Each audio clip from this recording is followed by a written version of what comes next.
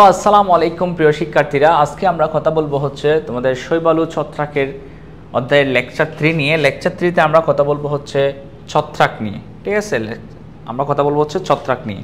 আচ্ছা, এখন এই ছত্রাক জীববিজ্ঞানের আসলে কোন শাখায় ছত্রাক নিয়ে আলোচনা করা হয়? যে শাখায় ছত্রাক নিয়ে আলোচনা করা হয় সেটাকে বলা হয় থাকে মাইকোলজি। জীববিজ্ঞানের যে শাখায় ছত্রাক সংক্রান্ত আলোচনা করা হয় সেটাকে বলবো আমরা মাইকোলজি। তাহলে মাইকোলজি কি? মাইকোলজি হচ্ছে ছত্রাক সম্পর্কিত আলোচনা। মাইকোলজি কি? মাইকোলজি হচ্ছে কি? ছত্রাক সম্পর্কিত আলোচনা। ছত্রাক সম্পর্কিত আলোচনা, অথবা জীববিজ্ঞানের যে শাখায় ছত্রাক সংক্রান্ত পরীক্ষা নিরীক্ষা, গবেষণা, আলোচনা, পর্যালোচনা করা হয় সেটাকে আমরা বলবো হচ্ছে মাইকোলজি। ছত্রাক সম্পর্কিত জ্ঞান বা বিজ্ঞান বলতে পারি। তো আমরা এটাকে ছত্রাক তথ্য নামেও ডাকতে পারি মাইকোলজিকে। ঠিক আছে। আচ্ছা, এই মাইকোলজি শব্দটা তোমরা যে মাইকো কথাটা যেখানে দেখবা, মাইকো এই অংশটা দ্বারা আসলে বোঝাই হচ্ছে ছত্রাককে। তাহলে শব্দের মধ্যে যদি মাইকো এই অংশটা দেখো তাহলে মনে করবে এটা হচ্ছে ছত্রাককে মিন করছে। এরপর হচ্ছে লজি শব্দের অর্থ তোমরা জানো, লজি দ্বারা বোঝাই হচ্ছে জ্ঞান। ঠিক আছে, তার মানে বোঝাই যাচ্ছে ছত্রাক সম্পর্কিত জ্ঞান হচ্ছে কি? মাইকোলজি। ঠিক আছে, এখন চলো আমরা ছত্রাকের বৈশিষ্ট্যগুলো বা ছত্রাকের অন্যান্য বিষয় নিয়ে পড়ার আগে আসলে আমরা ছত্রাকের দৈহিক গঠনটা একটু দেখি। কারণ হচ্ছে ছত্রাক দেখতে কীরকম আমরা অনেকে এই ধারণাও আমাদের নেই। দেখো, অনেকে আমরা মনে করি হচ্ছে, আমরা অনেক সময় দেখি হচ্ছে ধরো কোনো একটা বস্তুর উপর বা কোনো একটা মাটির উপর বা কোনো পচা বস্তুর উপর আমরা অনেক সময় এরকম ছাতার মতো কিছু গঠন দেখি, যেগুলোকে আমরা ব্যাঙের ছাতা নামে ডাকি, তাই না? এই যে অনেকে আমরা এই ব্যাঙের ছাতার মতো গঠন, ব্যাঙের ছাতা যেগুলোকে বলি, যে এই ছাতাগুলোকে বলি মনে করি হচ্ছে ছত্রাক। ঠিক আছে। আচ্ছা, এগুলাকে মনে করি ছত্রাক। আসলে এটা ছত্রাক বলতে এটা হচ্ছে ছত্রাকের একটা অংশ। ঠিক আছে, এটাকে ছত্রাকের একটা কি অংশ? এটা হচ্ছে ছত্রাকের প্রজননের অংশ। প্রজননের বা প্রজনন অংশ। এই প্রজনন অংশটাকে বলা হয় ফ্রুট বডি। এটাকে কি বলে? Fruit body. কেন ফ্রুট বডি বলে আমরা একটু বলতেছি। দেখো দেখো ফ্রুট বডি বলে, ফ্রুট বা ফলের মাধ্যমে কি হয়? আমরা যে ফ্রুট বা ফলের ভিতরে বীজ থাকে, বীজের মাধ্যমে বংশ বিস্তার হয়। ঠিক একইভাবে এটাকে কেন ফ্রুট বডি বলতেছে? কারণ এর ভিতরে কিছু বিশেষ কোষ জন্মায়। ঠিক আছে, যেগুলোকে বলা হচ্ছে স্পোর। যেগুলোকে কি বলা হয়? স্পোর বা রেণু। কিছু বিশেষ কোষ জন্মায় যেগুলোকে বলা হয় স্পোর বা রেণু। আর এই স্পোর বা রেণু অঙ্কুরিত হলে নতুন ছত্রাক তৈরি হয়। যেহেতু এই অংশটাও নতুন ছত্রাক জন্ম দিতে পারে, ফ্রুট যেভাবে তার বীজের মাধ্যমে নতুন উদ্ভিদ তৈরি করতে পারে, ঠিক এই অংশটাও একইভাবে নতুন ছত্রাক জন্ম দিতে পারতেছে। সেজন্য আমরা এই অংশটাকে কি বলবো? ফ্রুট বডি বলবো ছত্রাকের। তাহলে ছত্রাকের মূল দেহটা আসলে থাকে কোথায়? ছত্রাকের মূল দেহটা থাকে হচ্ছে সে যে বস্তুর উপর জন্মাইছে তার অভ্যন্তরে। ঠিক আছে, ছত্রাকের মূল দেহটা থাকে তার অভ্যন্তরে, এরকম সুতার মতো শাখা প্রশাখা যুক্ত। ঠিক আছে, ছত্রাকের মূল দেহটা হচ্ছে এরকম সূত্রাকার কি যুক্ত? শাখা প্রশাখা যুক্ত। ঠিক আছে। আচ্ছা, তাহলে ছত্রাকের মূল দেহ হচ্ছে সূত্রাকার কি যুক্ত? আমরা দেখলাম হচ্ছে শাখা প্রশাখা যুক্ত। চলো, সূত্রাকার শাখা প্রশাখা যুক্ত এই অংশটাকে আসলে আমরা কি নামে ডাকবো, বা এটাই হচ্ছে ছত্রাকের প্রধান অংশ। এই যে সূত্রাকার শাখা প্রশাখা যুক্ত অংশ, এটাকে বলা হয় তাকে তোমার মাইসেলিয়াম। এটাকে কি বলে? এটাকে বলা হয় তাকে তোমার মাইসেলিয়াম। মাইসেলিয়াম। ঠিক আছে, মাইসেলিয়াম। দেখো, তাহলে ছত্রাকের এই যে তোমরা মূল দেহটা সূত্রাকার শাখা প্রশাখা যুক্ত, এটাকে কি বলবো?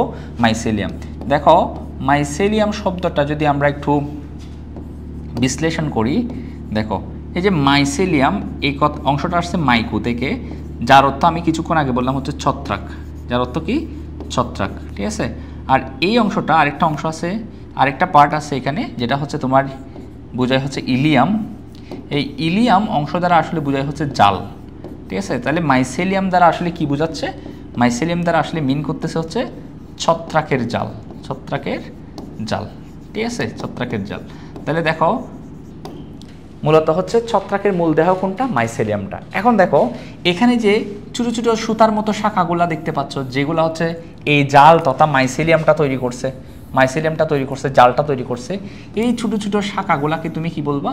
এই শাখাগুলাকে বলবা হচ্ছে মাইসেলিয়ামের যে শাখা, এই শাখাগুলাকে বলবো হচ্ছে হাইফা।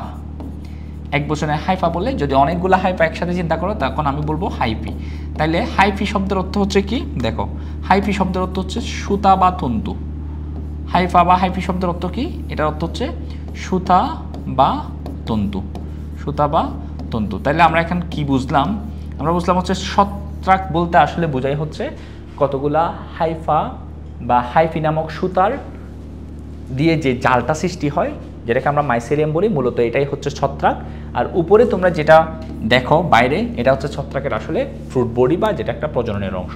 তাহলে আমরা দেখলাম হচ্ছে ছত্রাকের মূল দেহ। ছত্রাক বলতে আমরা আসলে কোন অংশটাকে বুঝবো, সেটা হচ্ছে মাইসেলিয়াম। মাইসেলিয়াম কি দ্বারা তৈরি হয়, হাইফা বা হাইফি দ্বারা। এগুলা কতগুলা সুতা বা তন্তুর নিয়ে কতগুলা অংশ। চলো আমরা একটু সংজ্ঞাগুলো একটু যদি দিয়ে নিই, হাইফা বা হাইফি আসলে আমরা কাকে বলবো দেখো, বা মাইসেলিয়াম বলতে আমরা কি বুঝি দেখো। আমরা প্রথমে আসো হাইফার সংজ্ঞাটা একটু দিই। হাইফা, সেটা হাইফার সংজ্ঞা আমরা কি বলতে পারি, ছত্রাকের সূত্রাকার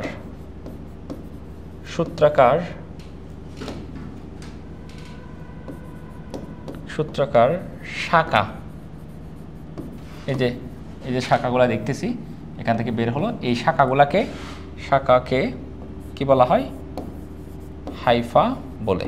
ঠিক আছে, বহুবচনে আমরা এটাকে হাইফি বলবো। এখন তাহলে আমরা মাইসেলিয়ামের সংজ্ঞাটা কীরকম দিতে পারি, আরেকটা সংজ্ঞা হচ্ছে মাইসেলিয়াম হচ্ছে ছত্রাকের কি দেহ, মূল দেহটাকে আমরা বলবো মাইসেলিয়াম। তাহলে বলতে পারি অসংখ্য শাখা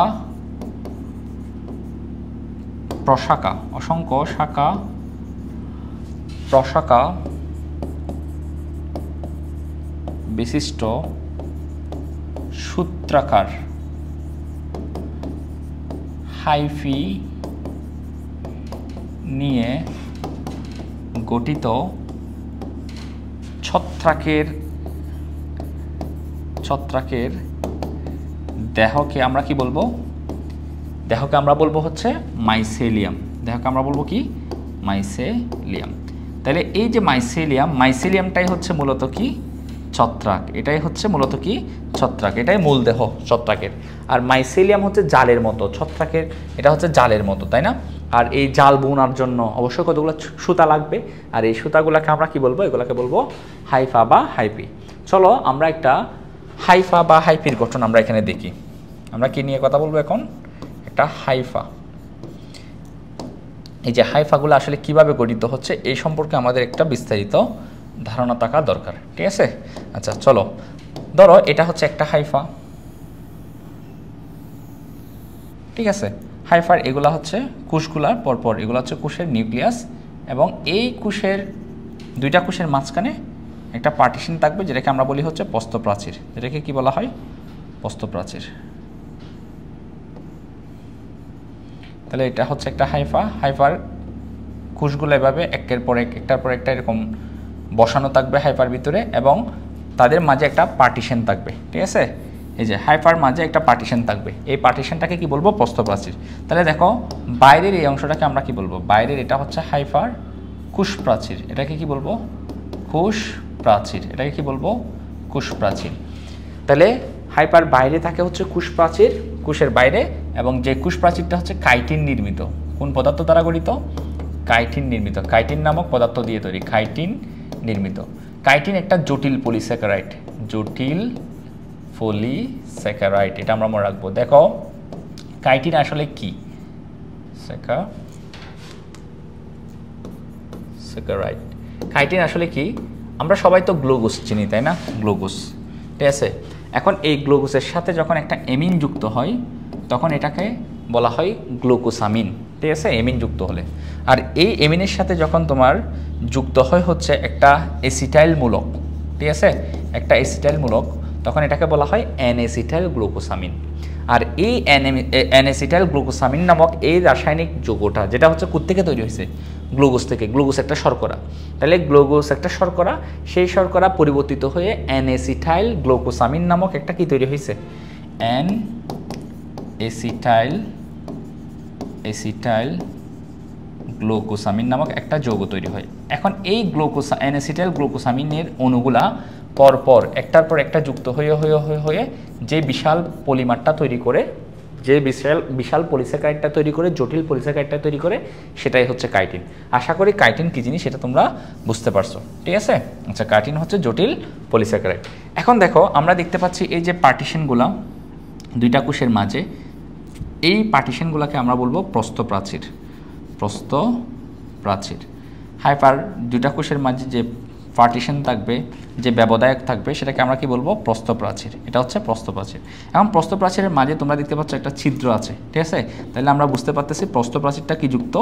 ছিদ্রযুক্ত। হাইড্রার এটা হচ্ছে তোমার কি, এই যে তোমার দেখতে পাচ্ছ এখানে হাইপার যে প্রস্থপ্রাচীর, এটা কিন্তু ছিদ্রযুক্ত, ঠিক আছে? প্রস্থপ্রাচীরকে ইংরেজিতে বলা হয় কি? সেপ্টাম। কি বলবো? সেপ্টাম বলা হয় এক বচনে, বহু বচনে হচ্ছে সেপ্টাম। তাহলে দেখো তো হাইপার যে তোমার কি আছে কোষ প্রাচীর, এটা হচ্ছে কাইটিন নির্মিত, এবং দুইটা কোষের মাঝে যে প্রস্থপ্রাচীরটা থাকবে যেটা সেপ্টাম, সেপ্টাম হচ্ছে কি যুক্ত? ছিদ্রযুক্ত, ঠিক আছে? আচ্ছা, অনেক সময় কি হয় দেখো, অনেক সময় দেখা যায়, ধরো এটার ব্যাপারে তো আমরা প্রস্থপ্রাচীরটা ছিদ্রযুক্ত এটা বুঝলাম। অনেক সময় কি দেখা যায়? অনেক সময় দেখা যায় হচ্ছে ধরো এটা একটা হাইফা, এগুলো হচ্ছে হাইফার কোষ, এগুলো হচ্ছে ধরো প্রস্থপ্রাচীর থাকে মাঝে, প্রস্থপ্রাচীর। এখন অনেক সময় কি হয়, এই প্রস্থপ্রাচীরগুলা যদি তোমার এখানে সৃষ্টি না হয়, তখন দেখা যায় একটা কোষের ভিতরে অনেকগুলা নিউক্লিয়াস দেখা যায়, ঠিক আছে? তাহলে এরকম প্রস্থপ্রাচীরবিহীন, কি বিহীন? প্রস্থপ্রাচীরবিহীন হলে কি দেখব আমরা? অনেকগুলা নিউক্লিয়াস দেখব এখানে কোষের ভিতরে। তাহলে প্রস্থপ্রাচীরবিহীন, ঠিক আছে, এবং বহু নিউক্লিয়াস বিশিষ্ট, বহু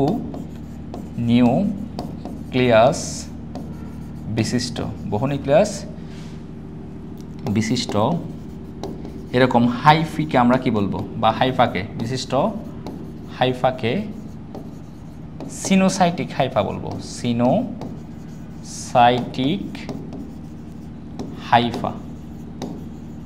হাইফা বলে। তাহলে আশা করি বুঝতে পারছো সিনোসাইটিক হাইফা কোনগুলা। সিনোসাইটিক হাইফা হচ্ছে প্রস্থপ্রাচীরবিহীন। যদি প্রস্থপ্রাচীর না থাকে, খেয়াল করো, যদি প্রস্থপ্রাচীর না থাকে তখন আমরা কি দেখব? যদি প্রস্থপ্রাচীর না থাকে তখন, প্রস্থপ্রাচীর না থাকলে আমরা দেখব হচ্ছে এই কোষের ভিতরে অনেকগুলা নিউক্লিয়াস দেখব, ঠিক আছে? তাহলে প্রস্থপ্রাচীরবিহীন বহু নিউক্লিয়াস বিশিষ্ট হাইফাকে কি বলবো? সিনোসাইটিক হাইফা বলবো, ঠিক আছে? আর দেখো যদি এরকম সিনোসাইটিক হাইফা দিয়ে যদি মাইসেলিয়াম তৈরি হয়, তাহলে এটাকে বলবো সিনোসাইটিক মাইসেলিয়াম। তাহলে এই সিনোসাইটিক মাইসেলিয়াম কি? সিনোসাইটিক হাইফা দ্বারা গঠিত। সিনোসাইটিক হাইফা মানে কি? বহু নিউক্লিয়াস বিশিষ্ট, এবং এগুলো হচ্ছে বহু নিউক্লিয়াস বিশিষ্ট প্রস্থপ্রাচীরবিহীন। এদের মাঝখানে যে প্রাচীরটা ছিল, ঠিক আছে, যেটাকে প্রস্থপ্রাচীর বলে, এটা যখন তোমার থাকবে না তখন এখানের ভিতরে একটা কোষের ভিতরে অনেকগুলা নিউক্লিয়াস থাকবে। তো এই যে সিনোসাইটিক, এই ধরনের তোমার কোষকে বলা হয় সিনোসাইটিক কোষ, আর এই ধরনের হাইফাকে বলবো সিনোসাইটিক হাইফা। তাহলে দেখো তো সিনোসাইটিক হাইফা দ্বারা গঠিত, সিনোসাইটিক হাইফা দ্বারা গঠিত মাইসেলিয়ামকে কি বলবো? হাইফা দ্বারা গঠিত মাইসেলিয়ামকে কি বলা হয়? মাইসেলিয়ামকে সিনোসাইটিক মাইসেলিয়াম বলে। তাহলে তোমরা কি বলবা? সিনোসাইটিক মাইসেলিয়াম কাকে বলে? সিনোসাইটিক হাইফা দ্বারা গঠিত মাইসেলিয়ামকে কি বলবো? সিনোসাইটিক মাইসেলিয়াম বলে থাকে, সিনোসাইটিক মাইসেলিয়াম বলে থাকে। তাহলে এটা আশা করি বুঝছো। তাহলে সিনোসাইটিক, প্রথমে হচ্ছে সিনোসাইটিক হাইফাটা আমরা শিখলাম, সেটা হচ্ছে কি? প্রস্থপ্রাচীরবিহীন। সেটা হচ্ছে কি? দেখো প্রস্থপ্রাচীর থাকবে না, এখানে প্রস্থপ্রাচীর থাকবে না, প্রস্থপ্রাচীরবিহীন বহু নিউক্লিয়াস বিশিষ্ট। প্রস্থপ্রাচীর না থাকলে একটা কোষের ভিতরে অনেকগুলো নিউক্লিয়াস থাকবে। প্রস্থপ্রাচীরবিহীন বহু নিউক্লিয়াস বিশিষ্ট হাইফাকে আমরা বলবো হচ্ছে সিনোসাইটিক হাইফা। আর সিনোসাইটিক হাইফা দ্বারা গঠিত মাইসেলিয়ামকে কি বলবো? সিনোসাইটিক মাইসেলিয়াম বলবো। তো আশা করি হাইফার ব্যাপারে এই বিষয়গুলো তোমরা বুঝতে পারছো। এখন হচ্ছে হাইফা, এই যে ছত্রাকের হাইফা, খাদ্য শোষণের উপর ভিত্তি করে আমরা দুই ধরনের হাইফা দেখতে পাবো। চলো এগুলা কি কি আমরা কি দেখব? খাদ্য শোষণের উপর ভিত্তি করে হাইফা, ঠিক আছে? হাইফাকে আমরা এখন দুই ধরনের হাইফা দেখব। কিসের ভিত্তিতে? এটা হচ্ছে তোমার খাদ্য শোষণের ভিত্তিতে। খাদ্য শোষণ করে কয় ধরনের হাইফা আছে? খাদ্য শোষণকারী হাইফা হচ্ছে দুই ধরনের। একটাকে বলা হয় হোস্টোরিয়াম, খাদ্য শোষণকারী হাইফার মধ্যে যারা খাদ্য শোষণ করে সেই ধরনের হাইফার মধ্যে একটা হচ্ছে হোস্টোরিয়াম, একটা হচ্ছে তোমার রাইজয়েড। কোনটা কি আমরা এখন একটু দেখব। দেখো কোনটা হোস্টোরিয়াম আর কোনটা রাইজয়েড, ঠিক আছে। এখন দেখো এখানে যদি প্রথমে আমরা রাইজয়েড নিয়ে কথা বলবি, দেখো রাইজু শব্দের অর্থ হচ্ছে মূল, ঠিক আছে। রাইজু শব্দের অর্থ কি? মূল। আর অয়েট মানে হচ্ছে মতো, মূলের মতো। আচ্ছা, উদ্ভিদের মূল কোত্থেকে খাবার তোমার গ্রহণ করে? সেটা হচ্ছে মাটি থেকে, পরিবেশ থেকে, ঠিক আছে। পরিবেশ থেকে খাদ্য গ্রহণ করে।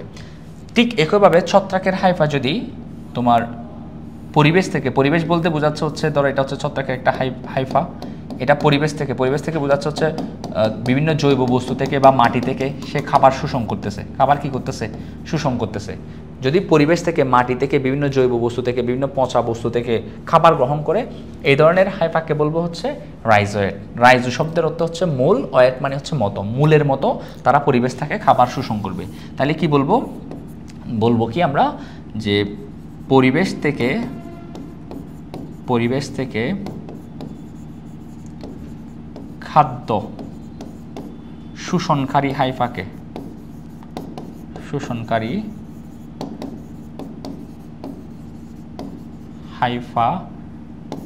কি বলবো? রাইজয়েড বলে।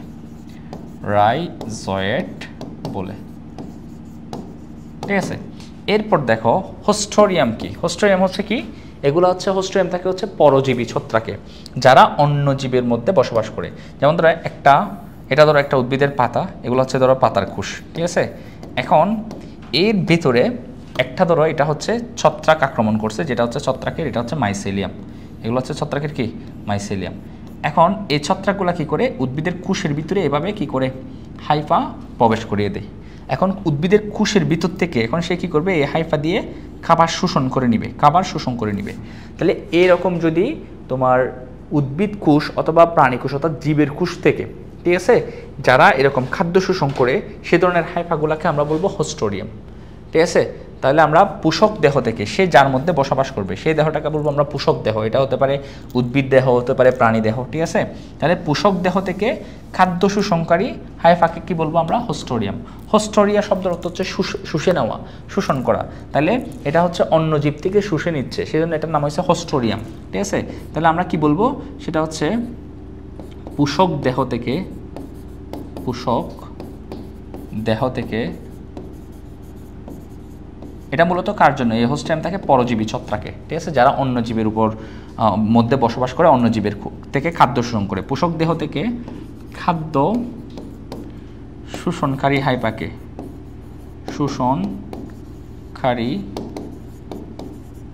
হাইফাকে কি বলবো আমরা? হাইফাকে হোস্টোরিয়াম বলে।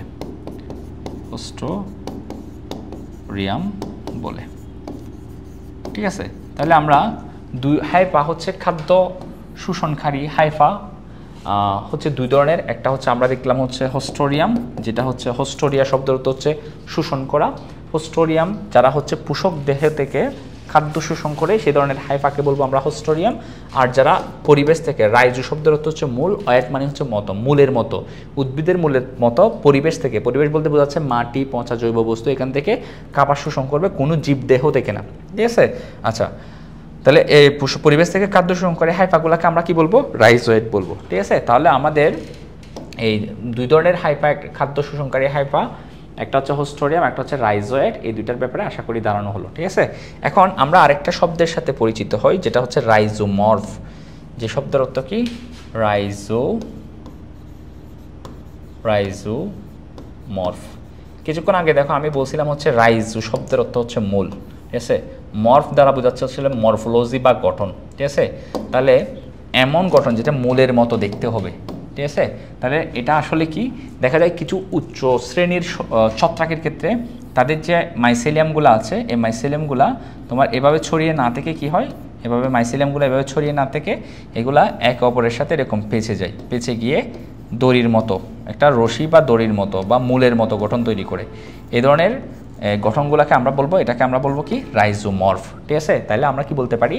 উঁচু শ্রেণীর ছত্রাকের মাইসেলিয়াম তোমার কি হয়ে জড়ো হয়ে যে শক্ত রশির মতো গঠন তৈরি করে, শক্ত রশির মতো গঠন তৈরি করে, সেটাকে বলবো আমরা রাইজোমর্ফ। রাইজো মানে হচ্ছে মূল, মর্ফ মানে হচ্ছে গঠন। যেগুলো দেখতে এই রশির মতো গঠনটা দেখতে হচ্ছে রাইজো, মূলের মতো দেখাবে। মর্ফ মানে মরফোলজি বা গঠন বোঝায় আর কি, ঠিক আছে। রাইজোমর্ফ মানে হচ্ছে মূলের মতো দেখাবে, ঠিক আছে। তাহলে আমরা কি বলতে পারি এই রাইজোমর্ফ কি, সেটা হচ্ছে উচ্চ শ্রেণীর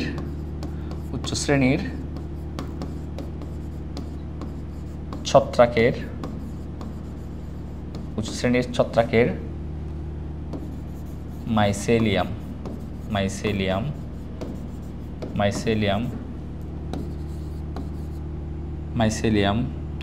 তোমার কি হয়ে একসাথে জড়ো হয়ে কি করে, জড়ো হয়ে শক্ত রশির মতো গঠন তৈরি করে, গঠন কি করে তৈরি করে, তাকে কি বলবো রাইজোমর্ফ।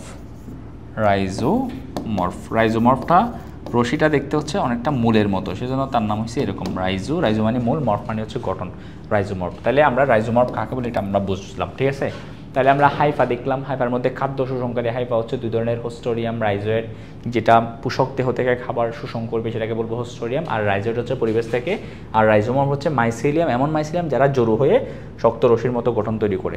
আর এখানে আমরা দেখলাম হচ্ছে হাইফার গঠনটা, হাইফার মধ্যে হচ্ছে আসলে কোষগুলা এরকম একটার পর একটা বসে সূত্রকার বা ফিলামেন্টাস গঠন তৈরি করবে। আর কোষের বাইরের যে আবরণ সেটাকে আমরা বলতেছি কোষ প্রাচীর, যেটা হচ্ছে কাইটিন নির্মিত। এটা ইম্পর্টেন্ট, কাইটিন একটা পলিস্যাকারাইড। তারপর হচ্ছে কোষগুলার মাঝে একটা পার্টিশন আছে যেটাকে আমরা বলতেছি প্রস্থপ্রাচীর বা সেপ্টাম। এই প্রস্থপ্রাচীর বা সেপ্টামের মাঝে কিন্তু তোমরা দেখতে পাচ্ছ এখানে গ্যাপ আছে, এই যে গ্যাপ আছে, এটাকে বলা হচ্ছে ছিদ্র। তাহলে এদের প্রস্থপ্রাচীর হচ্ছে কি যুক্ত, ছিদ্র যুক্ত, ঠিক আছে। আর অনেক সময় দেখা যাচ্ছে প্রস্থপ্রাচীর যদি বিহীন হয়, তখন প্রস্থপ্রাচীর বিহীন এই ধরনের হাইফাকে বলবো হচ্ছে সিনোসাইটিক হাইফা, ঠিক আছে, বহু নিউক্লিয়াস বিশিষ্ট।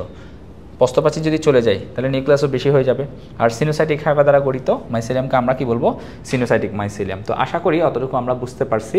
সো এরপর আমরা আরেকটা বিশেষ বিষয় ছত্রাকের ক্ষেত্রে লক্ষ্য করব, যেটাকে বলা হয় তাকে মাইকোরাইজাল অ্যাসোসিয়েশন। মাইকোরাইজাল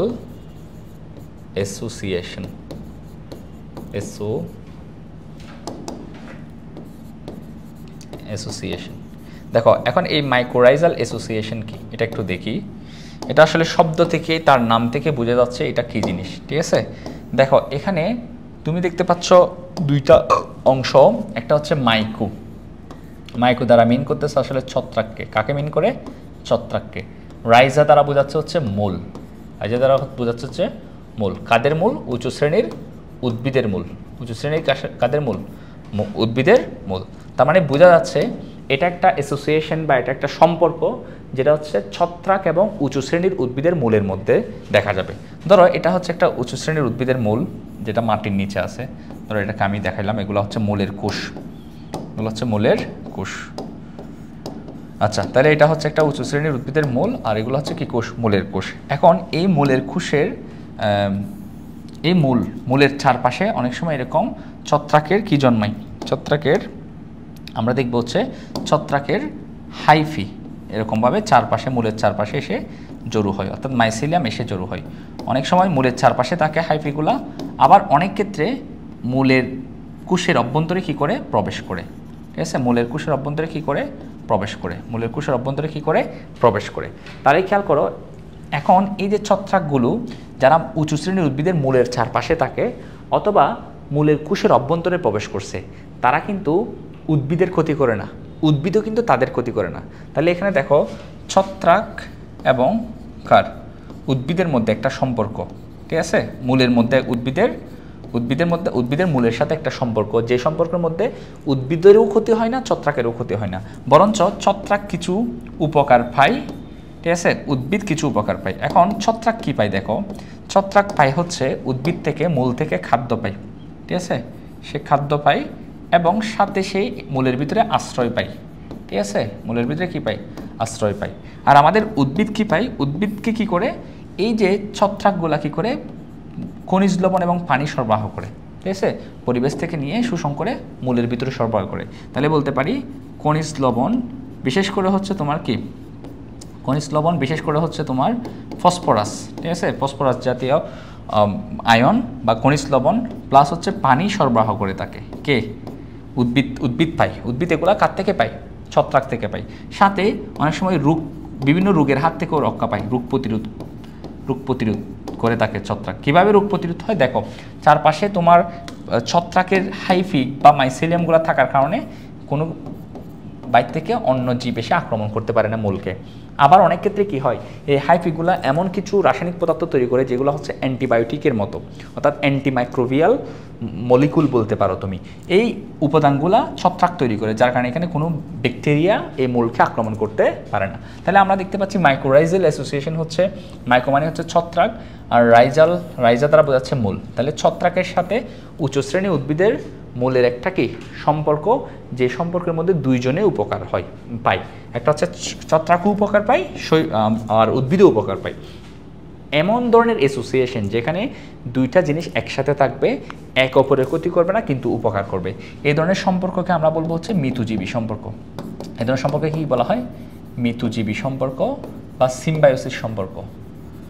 মিতজীবী সম্পর্ক বা এটাকে কি বলবো, সিম্বায়োসিস, মিতজীবী সম্পর্ক বা এটাকে কি বলা হয়, সিম্বায়োসিস। তাহলে সিম্বায়োসিস কি, যেখানে দুইটি জীব একে অপরের সাথে বসবাস করবে কিন্তু একে অপরের ক্ষতি করবে না, বরঞ্চ একে অপরকে উপকার করবে, ঠিক আছে। তাহলে মাইক্রোরাইজাল অ্যাসোসিয়েশন হচ্ছে কি, ছত্রাক এবং উচ্চ শ্রেণীর উদ্ভিদের মূলের সাথে এক ধরনের কি সম্পর্ক, মিতজীবী সম্পর্ক। সো আশা করছি মাইক্রোরাইজাল অ্যাসোসিয়েশন ব্যাপারটা আমরা বুঝতে পারছি, ঠিক আছে। আমরা কথা বলবো হচ্ছে ছত্রাকের বৈশিষ্ট্য নিয়ে। দেখো তোমরা যারা আমার এই অধ্যায়ের প্রথম লেকচারটা দেখেছো, তোমরা দেখেছো আমি বলছিলাম ছত্রাকের বৈশিষ্ট্যগুলা, তুমি যখন শৈবালের বৈশিষ্ট্য পড়িয়েছিলাম তখন বলছিলাম শৈবালের বৈশিষ্ট্যের সাথে একই সাথে এমনভাবে পড়াবো যেন তুমি ছত্রাকের বৈশিষ্ট্যও লিখতে পারো। দেখো এখানে আমি তোমাদেরকে বলছিলাম হচ্ছে শৈবাল এবং ছত্রাকের বৈশিষ্ট্য একসাথে পড়াইছিলাম। দেখো প্রথমে ছিল আমাদের কোষের গঠন নিয়ে আমরা কথা বলছিলাম এমন কিছু বৈশিষ্ট্য আছে যেগুলো শৈবাল এবং ছত্রাকের মধ্যে একই রকম। যেমন ধরো কোষের গঠন, শৈবালের কোষ যেরকম সুগঠিত অর্থাৎ প্রকৃত কোষী, ঠিক আছে, সুগঠিত কোষ মানে হচ্ছে প্রকৃত কোষ। আর শৈবাল এককোষীয় হতে পারে, বহুকোষীয় হতে পারে। ঠিক একইভাবে আমাদের যে ছত্রাক আছে, ছত্রাকের জন্য এই কথা প্রযোজ্য। ছত্রাকের যে কোষটা প্রকৃত কোষী অর্থাৎ আদি কোষ না, ছত্রাকের কোষ কিন্তু প্রকৃত কোষ বা সুগঠিত। এবং ছত্রাক এককোষী হতে পারে, যেমন ধরো ইস্ট নামক একটা ছত্রাক আছে যেটা হচ্ছে এককোষী। আবার ছত্রাক কী হতে পারে, বহুকোষীয় হতে পারে, যেগুলো আমরা চোখে দেখতে পাই। আচ্ছা, পরিবহন টিস্যু বলতে বোঝা হচ্ছে ভাস্কুলার বান্ডেল বা জাইলেম ফ্লুয়েম, ঠিক আছে। উচ্চ শ্রেণীর উদ্ভিদে আমরা কি দেখি, জাইলেম ফ্লুয়েম। জাইলেম দিয়ে কি পরিবহন করে, জল। আর ফ্লুয়েম কি পরিবহন করে, উদ্ভিদের পাতায় উৎপন্ন খাদ্য অর্থাৎ ফুড। জাইলেম জল, ফ্লুয়েম ফুড পরিবহন করে। কিন্তু এদের কিন্তু পরিবহন টিস্যু নেই, কারণ তারা মাটির সাথে খুব ঘনিষ্ঠভাবে লেগে থাকে, শৈবাল এবং ছত্রাকগুলা সহজে, ফলে তাদের মাটি থেকে বা জৈব বস্তু থেকে ইজিলি শোষণ প্রক্রিয়ার মাধ্যমে খাবার তাদের দেহে প্রবেশ করতে পারে। তাহলে তাদের কোনো পরিবহন টিস্যু নেই, ভাস্কুলার টিস্যু নেই। এই কথাটা ছত্রাকের জন্য প্রযোজ্য। তাহলে দেখো তুমি যদি কিছু বৈশিষ্ট্য আছে যেগুলো শৈবাল এবং ছত্রাক উভয়ের জন্য প্রযোজ্য, তাহলে এইগুলা শিখলে তুমি ছত্রাকের জন্য সেম বৈশিষ্ট্য লিখতে পারো, শৈবালের জন্য এবং ছত্রাকের জন্য। আর হচ্ছে দৈহিক গঠন হচ্ছে কি, তারা হচ্ছে সমাঙ্গদেহী মানে কি, এমনি একটা উদ্ভিদের ক্ষেত্রে আমরা মূল, কাণ্ড, পাতা এগুলো বিভক্ত করতে পারি, কিন্তু এদের দেহের মধ্যে, শৈবাল এবং ছত্রাকের দেহের মধ্যে মূল, কাণ্ড, পাতা এই অংশগুলো আমরা থাকবে না বা দেখবো না, এগুলো আলাদা করতে পারবো না, অর্থাৎ পুরা দেহটা দেখতে একই রকম মনে হবে। কিছুক্ষণ আগে আমরা দেখছিলাম ছত্রাকের মধ্যে পুরাগুলা হচ্ছে মাইসেলিয়াম, পুরা দেহটা হচ্ছে মাইসেলিয়াম দিয়ে বা হাইপি দিয়ে তৈরি হয়েছে, ঠিক আছে। এখানে তুমি মূল, কাণ্ড, পাতা এগুলো কিন্তু দেখতে পাও নাই, আলাদা করতে পারো নাই, সেজন্য আমরা বলবো তারা হচ্ছে দৈহিক গঠন হচ্ছে কোন ধরনের, তারা হচ্ছে সমাঙ্গদেহী, অর্থাৎ তাদের পুরা দেহটাই হচ্ছে একই রকম, সমান, সব অঙ্গ, পুরা দেহটা একই রকম, সেটা হচ্ছে সমান অঙ্গ মানে হচ্ছে সমান অঙ্গ, সব অঙ্গ একই রকম দেহি। আর সমাঙ্গ দেহকে ইংরেজিতে বলা হচ্ছে থ্যালয়েড, ঠিক আছে, অর্থাৎ তাদের দেহ হচ্ছে থ্যালয়েড বা সমাঙ্গদেহী। এই কথাটা ছত্রাকের জন্য প্রযোজ্য। তোমরা ছত্রাকের হাইফির গঠন দেখছো, মাইসেলিয়াম দেখছো, এখানে কোনটা এদেরকে বিভিন্ন অঙ্গে কিন্তু ভাগ করা যায় না, তাদের পুরা দেহটাই একই রকম, অর্থাৎ তারা সমাঙ্গদেহী। ভ্রূণ হচ্ছে কি, আমরা জানি ভ্রূণ কি, ভ্রূণ হচ্ছে শুক্রাণু এবং ডিম্বাণু মিলিত হওয়ার পর জাইগোট তৈরি হয়, জাইগোট এরপর বিভাজিত হয়ে কি তৈরি হয়, ভ্রূণ তৈরি হয়। কিন্তু এই ক্ষেত্রে মনে রাখবে ছত্রাক এবং শৈবাল উভয়ের ক্ষেত্রে ভ্রূণ কিন্তু তোমার কি হয় না, তৈরি হয় না, তৈরি হলেও এটা তোমার স্ত্রী জননাঙ্গের ভিতরে না। কারণ কি, কারণ হচ্ছে শুক্রাণু, এবং ধরো যে জননাঙ্গের ভিতরে শুক্রাণু তৈরি হচ্ছে, ঠিক আছে, সেটাকে বলতেছি এটা হচ্ছে পুঞ্জননাঙ্গ। এখানে ধরো শুক্রাণু তৈরি হচ্ছে, তারপর হচ্ছে যে জননাঙ্গের ভিতরে ডিম্বাণু তৈরি হচ্ছে সেটা হচ্ছে স্ত্রী জননাঙ্গ, এখানে ডিম্বাণু তৈরি হচ্ছে, কিন্তু এই শুক্রাণু ডিম্বাণু কিন্তু বাইরে বেরিয়ে চলে আসে।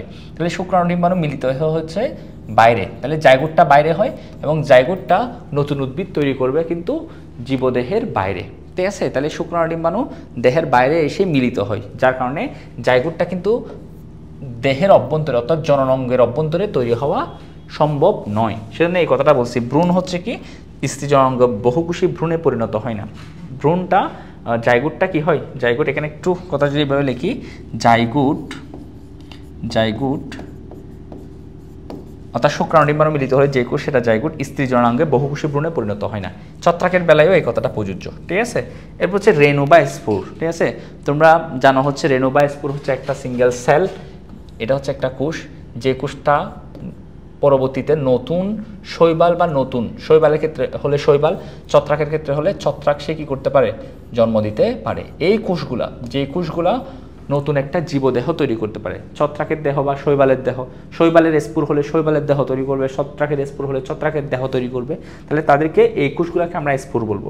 তো হ্যাপ্লয়েড স্পুর দ্বারা তারা বংশ বিস্তার করতে পারে। হ্যাপ্লয়েড মানে হচ্ছে এটা হচ্ছে এন টাইপ, অর্থাৎ এন সংখ্যক ক্রোমোজোম তাকে হ্যাপ্লয়েড স্পুর দ্বারা বংশ বিস্তার করে। এটা মূলত ওজন ও জনন গোটাই হ্যাপ্লয়েড স্পুর দ্বারা। এই সেম কথা হচ্ছে কার জন্য প্রযোজ্য, ছত্রাকের জন্য প্রযোজ্য। তাহলে এই বৈশিষ্ট্যগুলো, যে বৈশিষ্ট্যগুলো আসলে শৈবাল এবং ছত্রাকের জন্য একই রকম, সেগুলো আমরা এটা দিয়ে মনে রাখতে পারি। দেখো একটা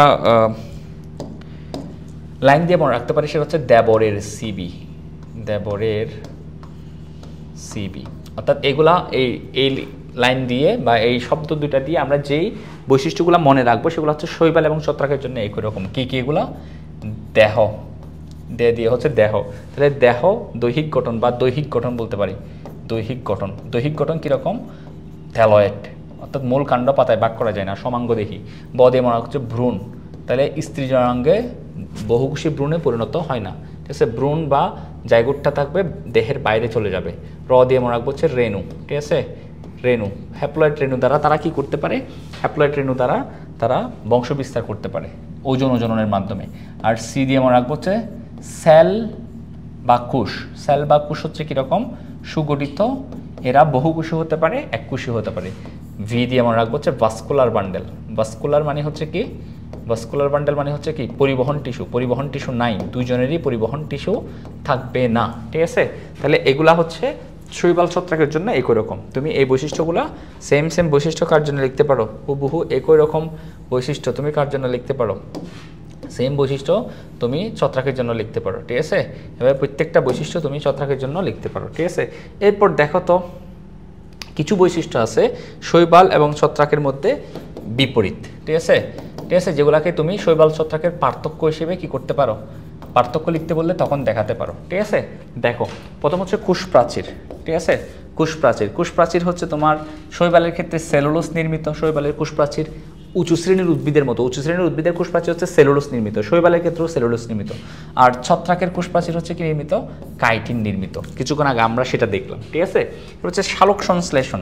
ভাই শৈবাল কিন্তু সবুজ ক্লোরোফিল থাকে, আমরা জানি, সেটা হচ্ছে সালোক সংশ্লেষণ করতে পারে, ঠিক আছে। তারপর হচ্ছে নিজের খাদ্য নিজে তৈরি করতে পারে, যেহেতু ক্লোরোফিল আছে। সালোক সংশ্লেষণ করা মানে কি, অবশ্যই তার মধ্যে ক্লোরোফিল আছে, ক্লোরোফিল না থাকলে তো সালোক সংশ্লেষণ করতে পারবে না। তবে তোমরা একটা জিনিস মনে রাখতে পারো, একটা শৈবাল কিন্তু ব্যতিক্রম আছে, যেটা হচ্ছে ফাইরোফাইটা।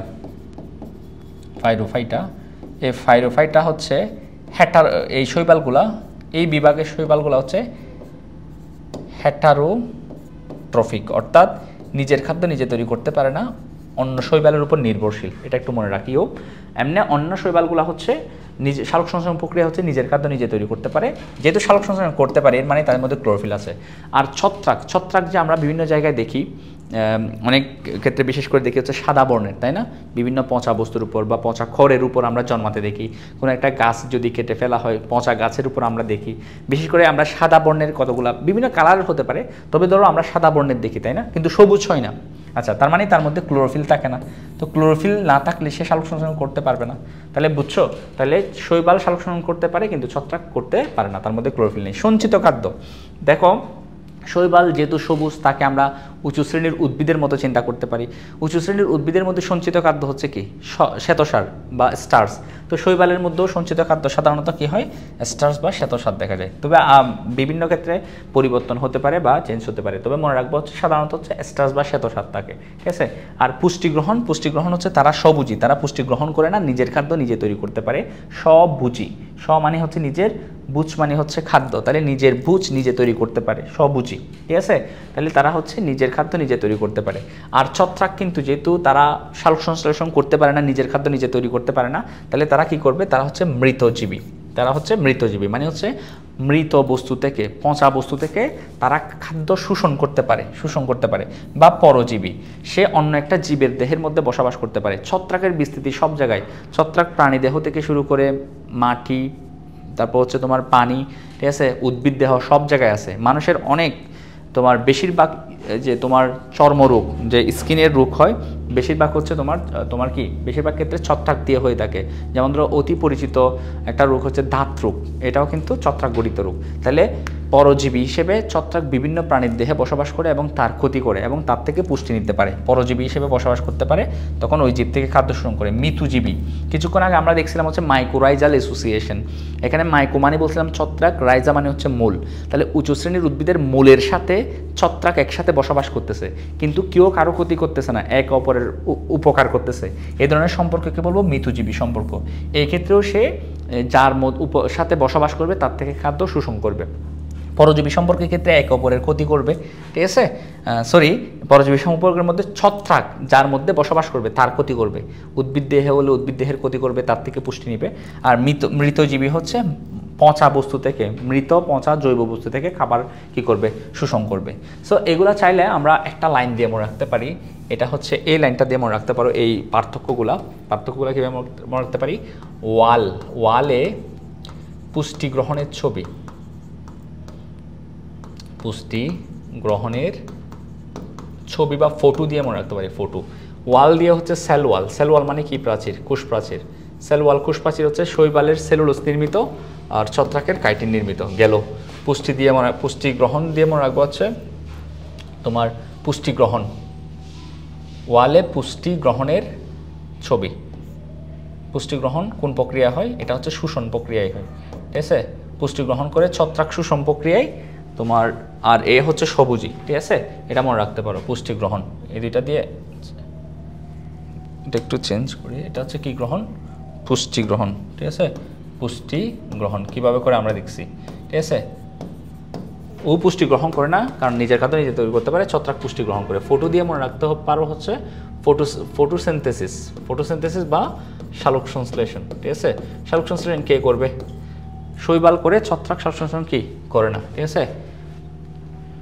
আচ্ছা, এভাবে মনে রাখতে পারো জিনিসটা, ওয়ালে সঞ্চিত পুষ্টি গ্রহণের ছবি। সঞ্চিত, তাহলে সঞ্চিত বললে সঞ্চিত খাদ্যটাও এসে যায়। ওয়ালে সঞ্চিত পুষ্টি গ্রহণের ছবি। সঞ্চিত বললে কি, সঞ্চিত খাদ্য, এই অংশটাও আসে।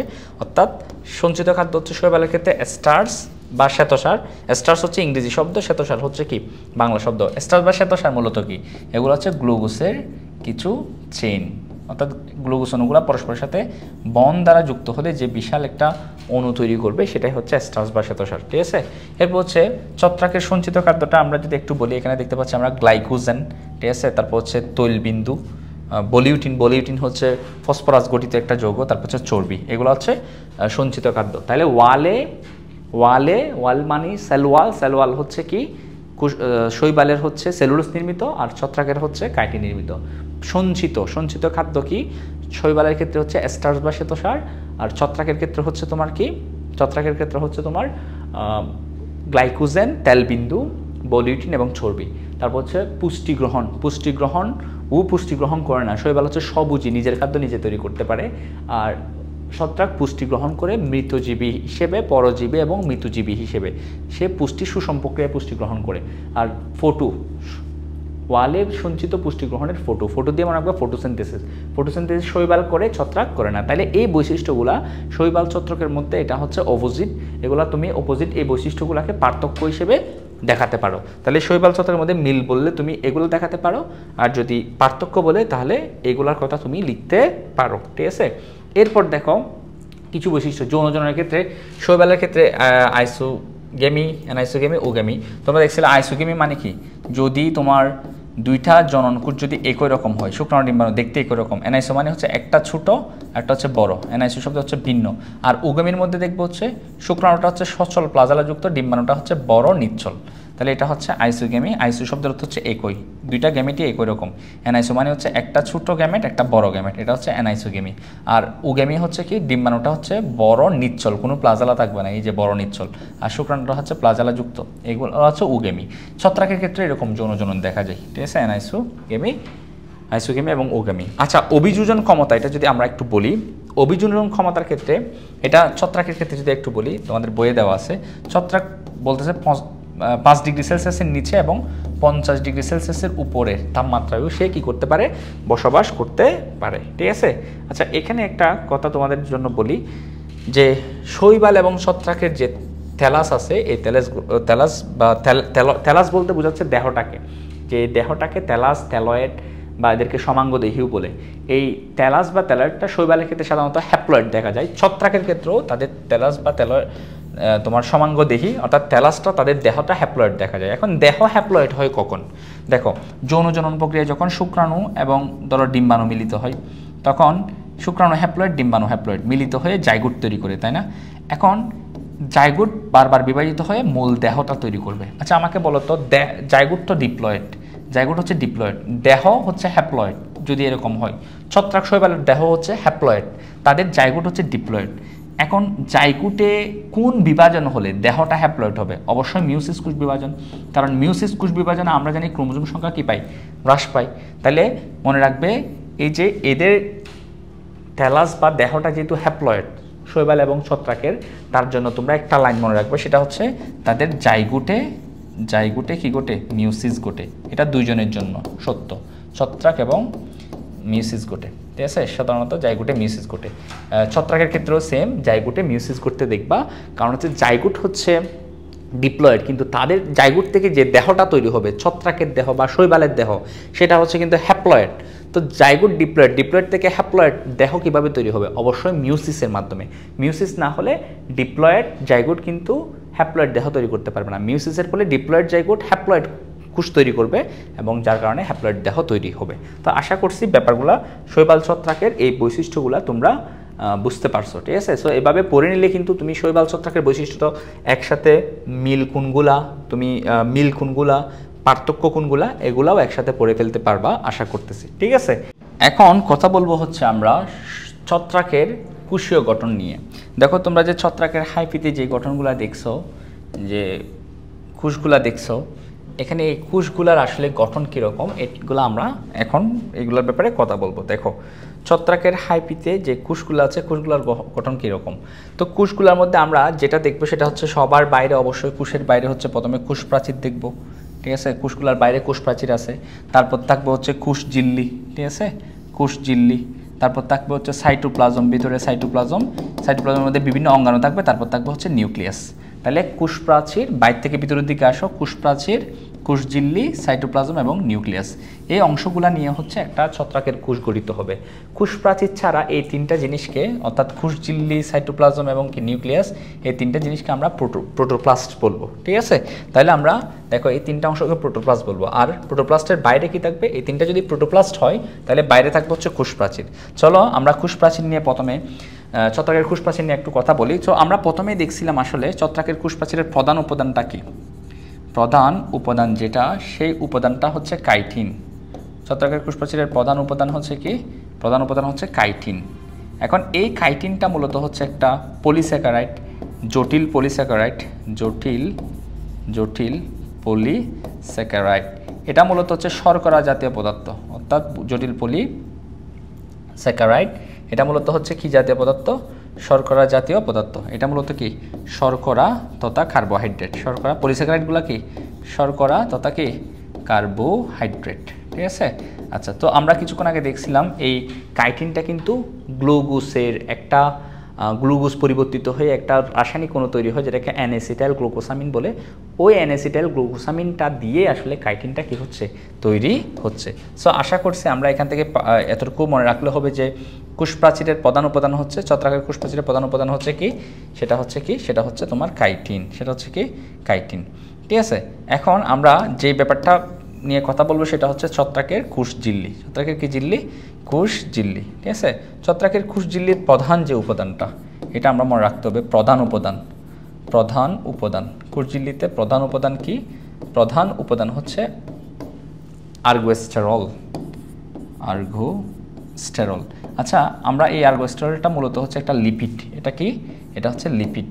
দেখো, আমরা সবাই কিন্তু কোলেস্টেরলের নাম শুনছি, কোলেস্টেরল, এটাও কিন্তু একটা স্টেরল, এটার নাম হচ্ছে আর্গোস্টেরল। ঠিক আছে, সকল স্টেরল হচ্ছে আসলে লিপিড জাতীয় পদার্থ। কোলেস্টেরল, এটাও কোলেস্টেরলের কিন্তু আত্মীয়, এটার নাম হচ্ছে আর্গোস্টেরল। তাইলে কোষঝিল্লিতে কোন লিপিড থাকে? সেটা হচ্ছে আর্গোস্টেরল।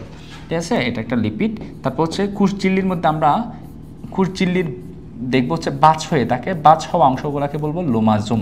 ঠিক আছে, লোমাজুম অর্থাৎ এটা ধরো কোষপ্রাচীরের নিচে থাকবে কোষঝিল্লি এরকম পকেটের মতো বাছ হয়ে ভিতরের দিকে এরকম প্রবেশ করে। এই গঠনগুলোকে বলবো হচ্ছে লোমাজুম। লোমাজুম কি? লোমাজুম হচ্ছে কোষঝিল্লির পকেটের ন্যায় ভাঁজ। ঠিক আছে, কোষঝিল্লির পকেটের ন্যায় ভাঁজ গুলাকে আমরা কি বলবো? লোমাজুম বলবো। পকেটের ন্যায় ভাঁজকে কি বলা হয়? তাকে লোমাজুম। ঠিক আছে, তাহলে লোমাজুম আমরা কোথায় দেখবো? এই লোমাজুম নামক গঠনটা দেখবো ছত্রাকের কোষের। লোমাজুম কি? লোমাজুম হচ্ছে কোষঝিল্লি, ছত্রাকের কোষঝিল্লি বাছ হয়ে যে গঠনটা তৈরি করবে সেটাকে আমরা কি বলবো? লোমাজুম বলবো। এখন আমরা কথা বলবো হচ্ছে সাইটোপ্লাজম নিয়ে। কি নিয়ে কথা বলবো এখন? সাইটোপ্লাজম নিয়ে। দেখো, সাইটোপ্লাজম নিয়ে যদি কথা বলি, যে সমস্ত হাইফিগুলা হচ্ছে তরুণ, ঠিক আছে, ওই তরুণ হাইফির যে কোষ, ওই কোষগুলোর মধ্যে সাইটোপ্লাজমটা ঘন থাকে। তাহলে আমরা বলতে পারি তরুণ বলতে নতুন তৈরি হয়েছে এরকম, সদ্য তৈরি হয়েছে এরকম। তাহলে তরুণ হাইফাতে বা হাইফার কোষে, তরুণ হাইফার কোষে সাইটোপ্লাজম কি থাকবে? ঘন ও সমসত্ব, মানে সব জায়গায় সমান থাকবে, ঘন ও সমসত্ব থাকবে। ঠিক আছে, তরুণ হাইফাতে। এরপর আমরা যেটা দেখব, যেগুলো হচ্ছে তোমার তরুণ হাইফা বা যে হাইফাগুলো হচ্ছে তোমার একটু বয়স বাড়ার সাথে সাথে, ওই ধরনের হাইফাগুলোর মধ্যে আমরা সাইটোপ্লাজমটা দেখব হচ্ছে কম ঘন বা পাতলা এবং গহ্বরযুক্ত। ঠিক আছে, তাহলে আমরা কি দেখব? যেগুলো হচ্ছে তরুণ হাইফা, সেই হাইফাগুলোতে ঘন এবং সমসত্ব দেখব। আর যে হাইফাগুলো হচ্ছে পরিণত সেগুলাতে আমরা দেখব হচ্ছে পরিণত হাইফাতে হাইফার কোষে কি দেখব?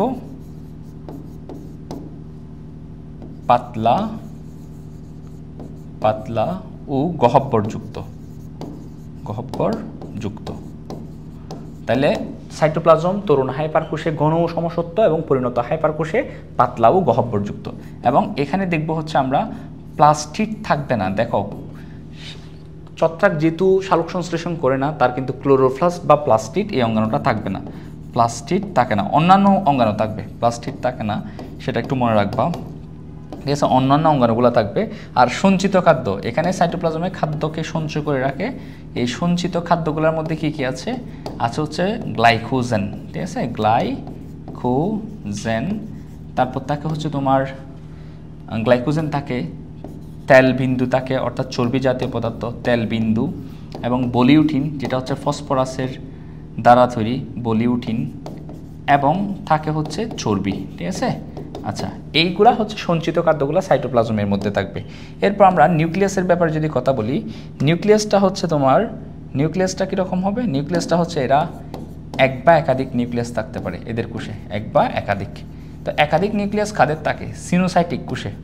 ঠিক আছে, সিনোসাইটিক কোষ বলছিলাম আমরা, তাই না? একাধিক নিউক্লিয়াস থাকলে নিউক্লিয়াস থাকে। তাহলে এইগুলা হচ্ছে ছত্রাকের কোষের গঠন সংক্রান্ত কথা। তাহলে ছত্রাকের কোষের মধ্যে কি থাকবে? কোষপ্রাচীর, দুইটা অংশ ভাগ করতে পারো, কোষপ্রাচীর এবং প্রোটোপ্লাস্ট। প্রোটোপ্লাস্ট হচ্ছে কি নিয়ে গঠিত? কোষঝিল্লি, সাইটোপ্লাজম, নিউক্লিয়াস।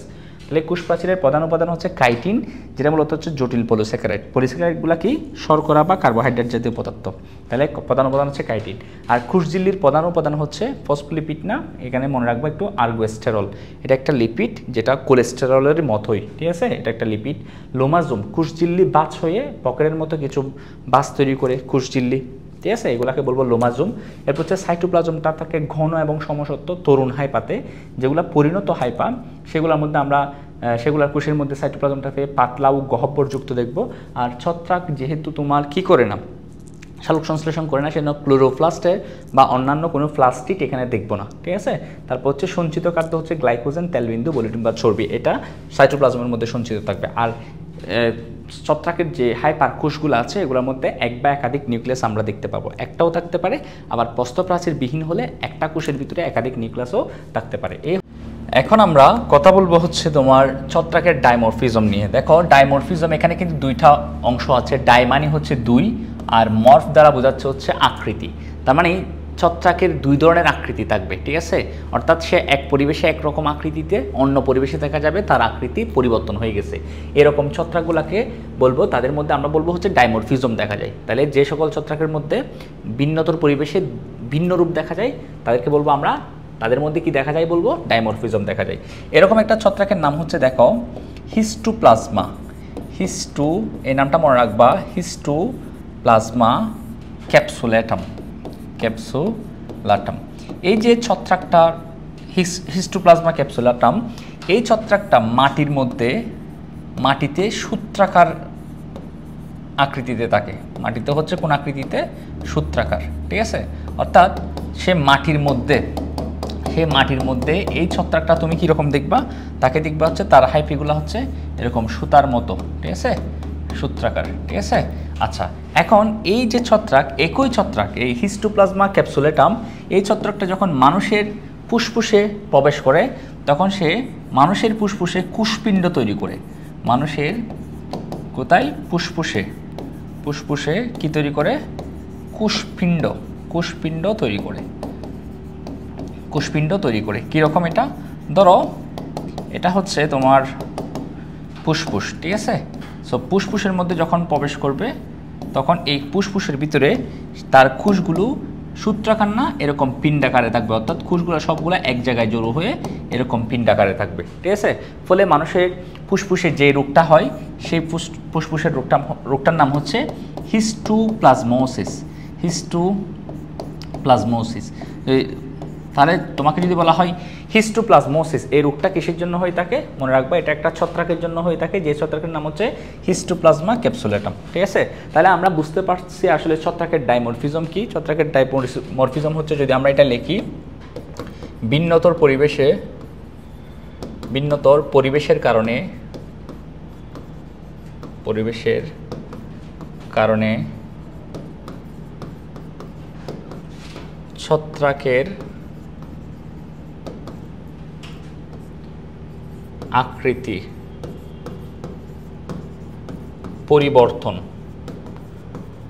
পরিবর্তনের যোগ্যতাকে আমরা এখানে কি বলতে পারি, ছত্রাকের ডাইমরফিজম বলতে পারি। ডাইমরফিজম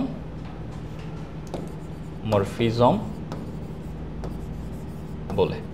তাহলে আশা করি বুঝতে পারছি যে মাটির মধ্যে এই ছত্রাকটা হচ্ছে সূত্রাকারে থাকবে এবং সেটা যখন মানুষের ফুসফুসে যাবে তখন দেখা যাচ্ছে এটা কুশপিণ্ড তৈরি করে এবং একটা রোগ তৈরি করে, যেটা হচ্ছে হিস্টোপ্লাজমোসিস। চলো এরপর আমরা কথা বলবো হচ্ছে ছত্রাকের খাদ্য গ্রহণ নিয়ে। তোমরা জানো ছত্রাকের খাদ্য গ্রহণ হয় কিন্তু শোষণ প্রক্রিয়ায়। ছত্রাক কীভাবে খাদ্য গ্রহণ করে, শোষণ প্রক্রিয়ার মাধ্যমে গ্রহণ করে। খাদ্য শোষণ করার জন্য দুই ধরনের হাইফা আছে। একটা হাইফা হচ্ছে যেটা পরিবেশ থেকে খাদ্য শোষণ করে, সেই ধরনের হাইফাকে আমরা কি বলি, এটাকে বলি আমরা রাইজয়েড। তাহলে যে হাইফাটা, এটা ধরো একটা হাইফা যেটা পরিবেশ থেকে খাদ্য শোষণ করবে, সেই ধরনের হাইফাকে আমরা কি বলবো, রাইজয়েড। ঠিক আছে, পরিবেশ থেকে খাদ্য শোষণকারী হাইফাকে বলা হয় রাইজয়েড। তো রাইজয়েড বা এই ধরনের হাইফাগুলা কিভাবে আসলে খাদ্য শোষণ করে পরিবেশ থেকে, ধরো এটা হচ্ছে তার আশেপাশে হচ্ছে এগুলো হচ্ছে জৈব বস্তু, সে ধরো মাটিতে জন্মাইলে সে তার আশেপাশে এগুলো হচ্ছে মাটি, ঠিক আছে। সে মূলত খাদ্য শোষণটা হয় হচ্ছে হাইফি বা রাইজয়েডের অগ্রভাগের কোষের মধ্যে, ঠিক আছে। প্রথমে সে কী করে তার যে কোষ থেকে সে এনজাইম রিলিজ করে বাইরে বাইরে এনজাইম রিলিজ করে কোষের বাইরে এনজাইম নিঃসরণ করে এবং এই এনজাইম দিয়ে মাটির মধ্যে বা জৈব বস্তুটার ভিতরে যে সমস্ত উপাদান আছে যেমন ধরো এখানে শর্করা থাকতে পারে, ঠিক আছে, জটিল শর্করা যেমন ধরো গ্লুকোজের অনেকগুলা গ্লুকোজের অণু বা পলিস্যাকারাইড থাকতে পারে, এটা একটা জটিল শর্করা। তা হচ্ছে এখানে ভিতরে প্রোটিন থাকতে পারে, প্রোটিন হচ্ছে অ্যামাইনো অ্যাসিডের চেইন, প্রোটিন থাকতে পারে, ঠিক আছে। তারপর এখানে থাকতে পারে হচ্ছে তোমার চর্বি, চর্বি হচ্ছে কি ফ্যাটি অ্যাসিড এবং গ্লিসারলের একটা কি একসাথে মিলিত হলে আমরা বলি এটাকে লিপিড তৈরি হয়েছে। এখন এই মাটির মধ্যে এই জটিল খাদ্যবস্তুগুলো থাকতে পারে।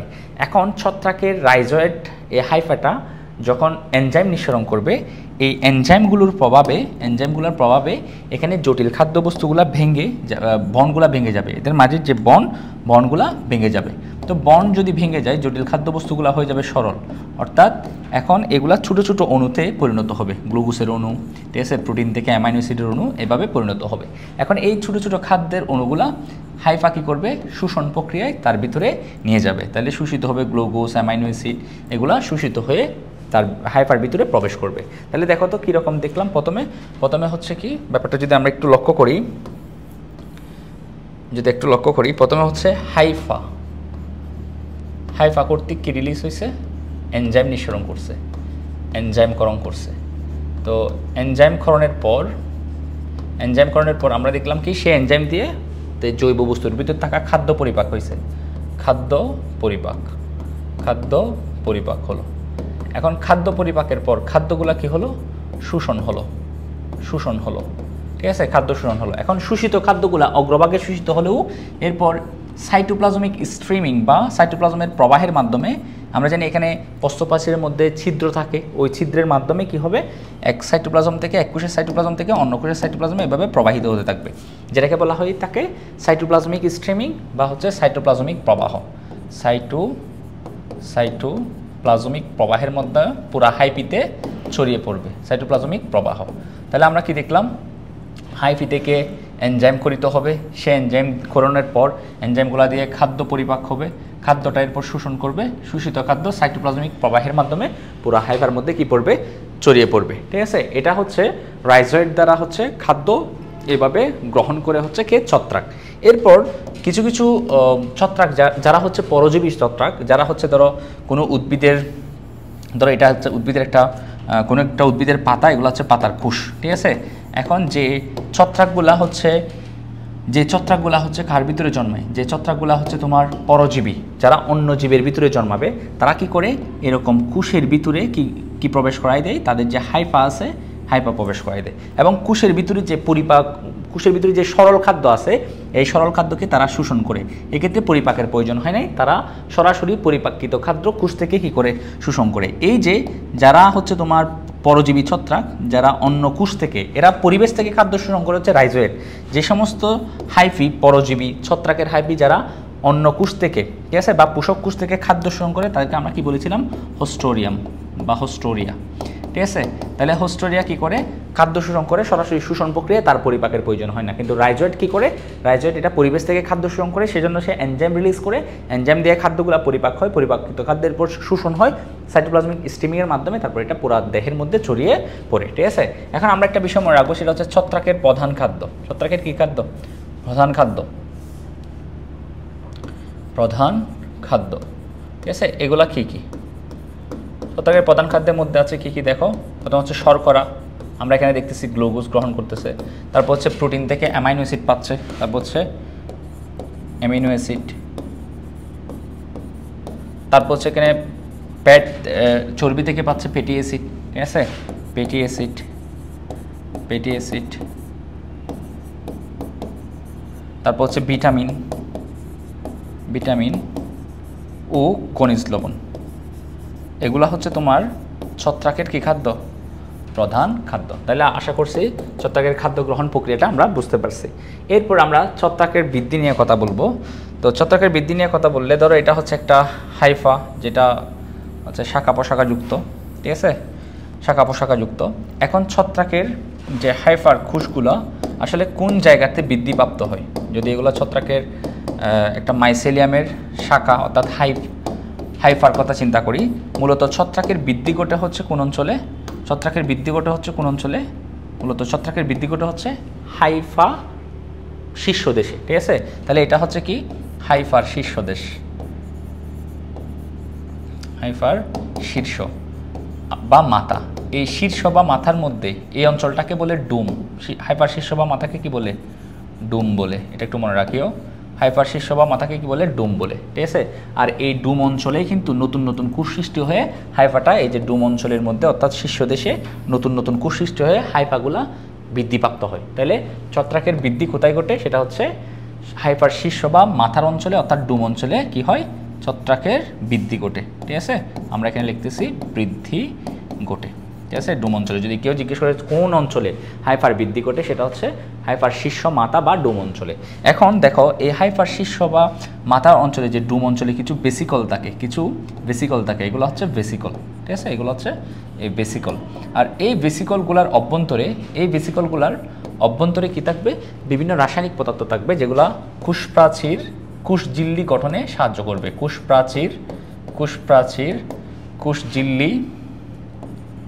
কোষঝিল্লির উপাদান ও এনজাইম ধারণ করে বেসিকলগুলা ধারণ করে। কেন? কারণ হচ্ছে এখানে নতুন নতুন কোষ সৃষ্টি হবে, কোষগুলোর জন্য কোষপ্রাচীর, প্লাজমা মেমব্রেন এগুলা কোষঝিল্লি তৈরি করতে হবে। সেই জন্য এই বেসিকলগুলোর ভিতরে কোষপ্রাচীর, নতুন নতুন কোষপ্রাচীর কোষঝিল্লি গঠনের জন্য এনজাইমগুলো এই বেসিকলগুলোর ভিতরে থাকে। তাহলে আমরা যদি বলা হয় হাইড্রার বৃদ্ধি কোন অঞ্চলে ঘটে, বলে যে হাইড্রার বৃদ্ধি ঘটে হাইফির শীর্ষ বা মাথার অঞ্চলে, যেটাকে ডুম অঞ্চল বলে। এখানে হাইফির কি ঘটে? বৃদ্ধি ঘটে। আর হাইফির যে ডুম অঞ্চল বা শীর্ষ দেশে কিছু বেসিকল থাকে, কিছু বেসিকল বা আমরা কিছু গহ্বর দেখতে পাচ্ছি। এই বেসিকল বা গহ্বরগুলোর ভিতরে কোষপ্রাচীর, কোষঝিল্লির তোমার গঠনের উপাদান এবং এনজাইম ধারণ করে থাকে। তো আশা করছি আমরা ছত্রাকের বৃদ্ধি কিভাবে ঘটে ব্যাপারটা আমরা বুঝতে পারলাম, ঠিক আছে?